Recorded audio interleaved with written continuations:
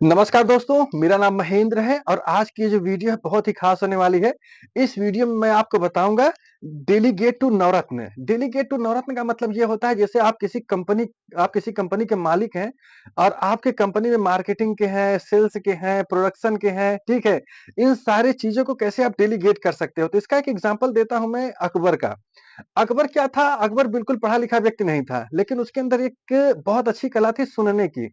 तो वो लोगों को सुनता था और इतने अच्छे से सुनता था और जो अच्छा बोलता था, जो अच्छा सुनता था, उसी को वो काम क्या कर देते थे? डेलीगेट कर देते थे। ठीक है? उन्होंने 9 लोगों को तैयार किया था और उसी के बिहाफ़ पे उन्होंने बहुत सारी किताबें लिखवाई, ठीक है? और उसी से जो है अपना वो राजपाट करते थे। अगर हम करंट सिनेरियो में बात करें, तो इसमें क्या होता है जैसे idea man, process man, people man, action man, ठीक है? तो अगर इसे शुद्ध हिंदी की बात किया जाए तो जैसे ब्राह्मण, ठाकुर, वैश्य, शूद्र, ठीक है? कुछ लोगों ने इसे जाति से जोड़ दिया। उन्होंने अपने पर्सनल फायदे के लिए इसे जाति से जोड़ा ताकि ये जाति में बंध जाए और सारा जो है बंटाधार हो गया है इस देश का, अभी अगर देखा जाए तो। लेकिन अब हम इसे समझते हैं कि ये क्या है? जैसे ब्राह्मण, इंटेलेक्चुअल क्लास, इसका मतलब क्या हुआ? ये कोई जाति नहीं है, ठीक है? जैसे आज के दौर में अगर आप मार्केट में घूमते होंगे या जाते होंगे, तो बहुत सारे लोग आपको बहुत अच्छे बिज़नेसमैन दिखेंगे, ठीक है? बहुत सारे लोग आपको बहुत अच्छा काम करते हुए दिखेंगे। वो क्या है? वो इंटेलेक्चुअल क्लास ऑफ सोसाइटी है। इंटेलेक्चुअल क्लास ऑफ सोसाइटी का मतलब ये होता है कि जो थॉट दे, जो बनाए और वो कुछ भी कोई भी हो सकता है। जैसे गीता में भी बताया गया है कि कर्म प्रधान, क्या है? कर्म प्रधान। यहाँ पे जाति प्रधान, हमारे इंडिया में क्या हो गया है ना, जाति प्रधान हो गया है और यही सब कुछ बंटाधार कर रहा है। कर्म प्रधान का मतलब ये होता है कि जैसे जो आपके कर्म हैं या जिस काम में आप महारत हासिल कर चुके हो, आपको सिर्फ उसी काम में आपको करना होगा। जैसे एग्जांपल के लिए एक छोटा-सा एग्जांपल दें, जैसे एक बच्चा है, वो किसी सब्जेक्ट में 7 नंबर, 10 में से 7 नंबर, 8 नंबर ला रहा है और किसी किसी मतलब कि किसी में 3 नंबर, 2 नंबर ला रहा है। तो स्कूल में क्या होता है कि जो 10 में से 7 नंबर ला रहा है, उसमें उसे नहीं सोचाया जाता है। जो 10 में 2-3 नंबर ला रहा है, उसमें जो है वो उसके उससे ज़्यादा मेहनत कराई जाती है। लेकिन दोस्तों ये स्कूल की बात है। रियल लाइफ में ऐसा नहीं होता। रियल लाइफ में हमें क्या करना चाहिए, अगर मेरा किसी में सब्जेक्ट में 10 नंबर आ रहा है, 10 में 7 नंबर आ रहा है, तो मैं उसे और कैसे इंप्रूव कर सकता हूँ? ये हमें सोचना चाहिए, ठीक है? ये क्या था? इंटेलेक्चुअल पर्सन, आइडियल मैन, मतलब इंटेलेक्चुअल पर्सन कौन? ब्राह्मण। ब्राह्मण कौन है? पहले इस चीज़ को समझिए, ब्राह्मण आप खुद हो। ब्राह्मण, ब्रह्मांड, ब्राह्मण यानी ब्रह्मांड, ब्रह्मांड का मतलब क्या हुआ? इंटेलेक्चुअल सोसाइटी, यानी यह एक गुण है, ठीक है? जिसे इंसान डेवलप करता है, ठीक है? अब कैसे डेवलप करना है? आप अच्छे-अच्छे लोगों की वीडियो देखो, अच्छे-अच्छे इन्फॉर्मेशन ग्रहण करो, आप भी जो है उसी सोसाइटी या उसी क्लास के लोग बन जाएँगे या उस तरीके से डिसीजन लेना स्टार्ट कर देंगे। फिर क्या आता है? Process man. जैसे मान लो बहुत सारा आइडिया आपने जनरेट कर लिया, लेकिन उसे एग्जीक्यूशन करने के लिए भी तो चाहिए, ठीक है? एग्जीक्यूशन करने के लिए भी चाहिए। और ये जो मैं गुण बता रहा हूँ, हर एक आदमी के अंदर गुण होते हैं, ठीक है? किसी के अंदर थोड़ा गुण होता है, किसी के अंदर ज़्यादा गुण होता है, किसी के अंदर बहुत ज़्यादा गुण होता है। तो जैसे क्षत्रिय, युद्ध, युद्ध कौन लड़ता है यार? युद्ध वही लड़ेगा ना जिसकी शरीर सही रहेगा, जिसके पास शस्त्र विद्या होगी। जैसे एग्ज़ाम्पल अगर लिया जाए तो एकलव्य का। एकलव्य क्या वो क्षत्रिय थे?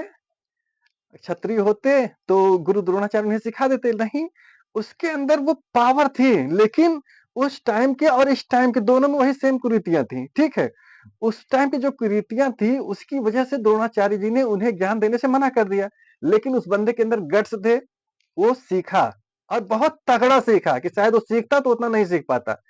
फिर क्या आता है?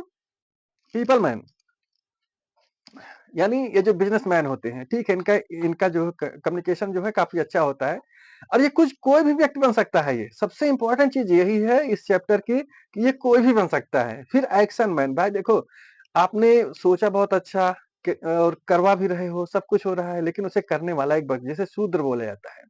शूद्र कौन है? ये हर एक, जैसे आप जैसे मैं अपनी बात करूँ, मैं मार्केटिंग का काम करता हूँ, सेल्स का काम करता हूँ। अभी मैं जब जाता हूँ मार्केट में, ठीक है? तो वहाँ के जो ओनर्स होते हैं, देखो ओनर्स कई प्रकार के होते हैं, किसी के अंदर में 4-5 लोग होते हैं, कोई अकेले ओनर है। तो जो अकेला ओनर होता है वही सारा काम कर रहा है। वही क्या कर रहा है, सारा काम कर रहा है, सब कुछ डिसीजन भी वही ले रहा है, क्या लाना है वही वही कर रहा है, कैसे करना है, सब कुछ वही डिसीजन ले रहा है, यानी उसके अंदर चारों चारों चीजें हैं। तो इस चैप्टर का सिर्फ और सिर्फ ये डेलीगेट टू नवरत्न, ये मैंने आपको इसके बारे में थोड़ा सा बताया है। अब हम इसके बारे में थोड़ा और अच्छे से जानते हैं। देखो, होता क्या है ना कि जो बड़ी-बड़ी ऑर्गेनाइजेशंस होती हैं, जो बड़ी-बड़ी कंपनियाँ होती हैं, ठीक है? जो बड़ी-बड़ी ऑर्गेनाइजेशन होती हैं, जो बड़ी-बड़ी कंपनियाँ होती हैं, वो हर साल 10% एम्प्लॉयी को फायर कर देती हैं। इसका कारण क्या है कि आपने उसे ट्रेनिंग दी, सब कुछ बताया, सब पूरी एनालिसिस कर दी, लेकिन कुछ लोगों के दिमाग में क्या होता है ना कि हम करेंगे ही नहीं। हम करेंगे ही नहीं चाहे कुछ भी कर लो। तो जब कुछ करेगा ही नहीं तो उसका सीधा से सीधा मतलब जाओ भैया, हरे हरे, यानी आप चले ही जाओ। तो जब आप ऐसा कर दोगे तब वो या तो सुधर जाएगा या तो जो अपना काम कर रहा है वो करेगा। तो इसीलिए जब आप एक कंपनी के ओनर हो, ठीक है? जब आप जिम्मेदार व्यक्ति को ढूंढो, तो पहले उसमें 4 चीजें एनालिसिस करनी होती हैं। क्या होता है वो? Rap analysis, recreation, aspiration, proficiency, problem. मतलब रिक्रिएशन का मतलब क्या हुआ? क्या उसके अंदर क्रिएट करने की क्षमता है? पहले इस चीज को ध्यान दो। क्या उसके अंदर रिक्रिएट करने की क्षमता है? उसकी परफॉर्मेंस कैसे है उस काम में? एस्पिरेशन मतलब वो उस काम के लिए कितना उसके अंदर टैलेंट है। जैसे मैंने अभी बताया ना आपको कि 10 में 7 नंबर आ रहा है या 10 में 2 नंबर आ रहा है। 10 में 2 नंबर आ रहा है तो उसे छोड़ दो। उस व्यक्ति को वो काम कभी मत दो। 7 वाले को 7 वाला काम दो। ठीक है? फिर क्या है? प्रोफिशिएंसी, उसकी परफॉर्मेंस चेक करो। अगर इन सब करने के बावजूद भी कुछ नहीं कर रहा है तो सीधा भैया जय सिया राम, आप जाओ, आपकी जरूरत हमारी कंपनी में नहीं है। इस तरीके का एटीट्यूड ही आदमी को विनर बनाता है। ठीक है? तो दोस्तों, समय के पास इतना समय नहीं है कि आपको दोबारा समय दे सके। समय के पास इतना समय नहीं है कि आपको दोबारा समय दे सके। इसलिए जो समय है आपके पास, इस समय में लग जाओ। अपने आप को लगा दो किसी काम में और उस काम में ऐसा लगाओ ना कि मतलब फाड़ कर रख दो यार। ठीक है? कहने का सिर्फ यही मतलब है। अब इसमें जो मैंने आपको बताया है डेलीगेशन टू टू नवरत्न। यहाँ पे नवरत्न का सिर्फ और सिर्फ सिंपल सा मतलब है। डेलीगेट का मतलब जैसे मैंने शुरू में ही बताया कि जिम्मेदारी देना। क्या करना? जिम्मेदारी देना। और आप जिम्मेदारी तब दे पाओगे ना कि जब आप ऐसे किसी को मतलब कोई जा रहा है मार्केट में, आप पकड़ाए, चल यार मैं तुम्हें जिम्मेदारी देता हूँ, ऐसे तो आप करोगे नहीं। देखो, हर लोग को आप लीडर नहीं बना सकते। हर लोग को आप लीडर नहीं बना सकते। लीडर एक क्वालिटी है, लीडर एक गुण है, लीडर एक चाहत है। ठीक है? ये सारी चीजें होती हैं एक लीडर के अंदर। सो वो लीडर वही बनता है जिसके अंदर आग होती है। ठीक है? आपको सर्च करना होगा कि आपके ऑर्गेनाइजेशन में जो व्यक्ति है, जो काम करने वाला है, उसके अंदर वो गुण है या नहीं है। जब वो गुण दिखे तब आप उसे जो है एग्जीक्यूशन में लाना स्टार्ट कर दो। तो दोस्तों, ये छोटे-छोटे जो मैं वीडियो बनाता हूँ, देखो, मैं अक्सर बोलता हूँ ये क्या है? यह एक इन्फॉर्मेशन है। यह इन्फॉर्मेशन है जो मैं आपको दे रहा हूँ, यह एक इन्फॉर्मेशन है।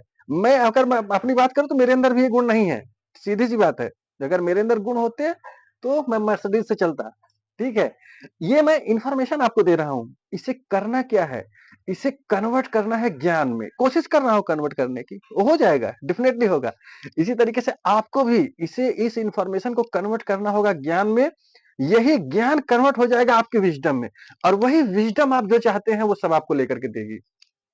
ध्यान रखना, आइडिया मैन, ठीक है? जो मैंने अभी बताया है आपको, क्या? Idea man, process man, people man, action man. इसके बारे में मैं किसी दिन और वीडियो बनाऊँगा। लेकिन ये हर आदमी के अंदर है। यह ये गुण है, ठीक है? उस गुण को डेवलप करना है। ठीक है दोस्तों? तो अगर आपको ये वीडियो अच्छी लगी हो तो आप इसे लाइक एंड सब्सक्राइब करो, दोस्तों को शेयर करो ताकि उसे उन्हें अच्छी इन्फॉर्मेशन मिल सके। मिलता हूँ नेक्स्ट वीडियो में। जय हिंद।